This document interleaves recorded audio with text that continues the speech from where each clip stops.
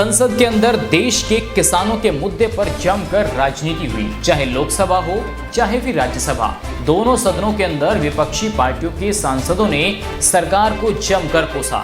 देश की संसद के बाहर भी किसान सड़कों पर उतर आए हैं और इस बिल को वापस लिए जाने की मांग हो रही है। लेकिन सवाल ये है कि क्या किसानों को गुमराह किया जा रहा है या फिर जो अध्यादेश सरकार लेकर आई है किसान उसे सही तरीके से समझ ही नहीं पाए हैं। खुद प्रधानमंत्री नरेंद्र मोदी ने देश के सामने आकर ऐसे लोगों को करारा जवाब दिया जो इस मसले पर किसानों को गुमराह कर रहे हैं और राज्यसभा में हंगामा कर रहे थे।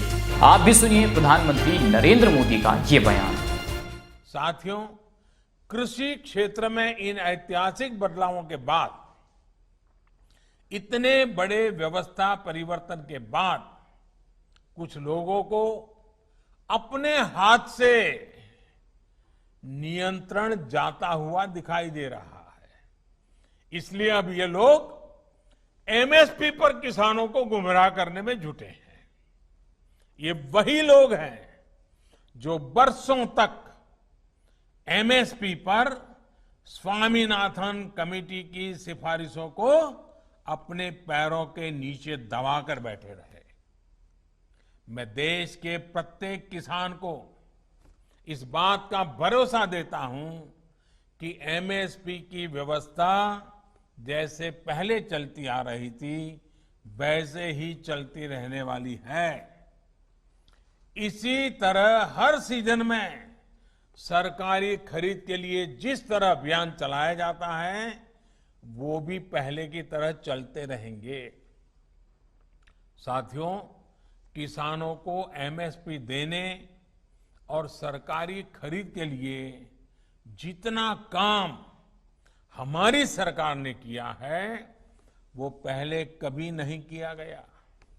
बीते 5 साल में जितनी सरकारी खरीद हुई है और 2014 से पहले के 5 साल में जितनी सरकारी खरीदी हुई है उसके आंकड़े देखोगे तो कौन सच बोल रहा है, कौन किसानों के लिए काम कर रहा है, कौन किसानों के भलाई के लिए काम कर रहा है, इसकी गवाही वहीं से मिल जाएगी। मैं अगर दलहन और तिलहन की ही बात करूं तो पहले की तुलना में दलहन और तिलहन की सरकारी खरीद करीब करीब 24 गुना अधिक हो की गई है। 24 गुना अधिक। इस साल कोरोना संक्रमण के दौरान भी रबी सीजन में किसानों से गेहूं की रिकॉर्ड खरीदी की गई है।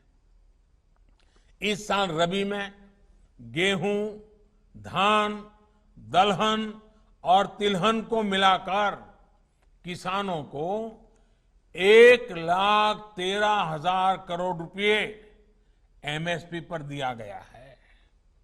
ये राशि भी पिछले साल के मुकाबले 30% से ज्यादा है।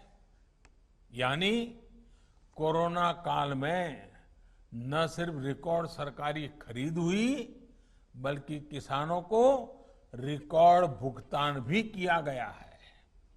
वीडियो आपको अच्छी लगी है तो लाइक जरूर कीजिए और अगर आप इस वीडियो को फेसबुक पर देख रहे हैं तो फेसबुक के पेज को लाइक कीजिए और अगर आप यूट्यूब पर देख रहे हैं तो हमारे चैनल न्यूज़ टाइम्स 24 को सब्सक्राइब करना मत भूलिए।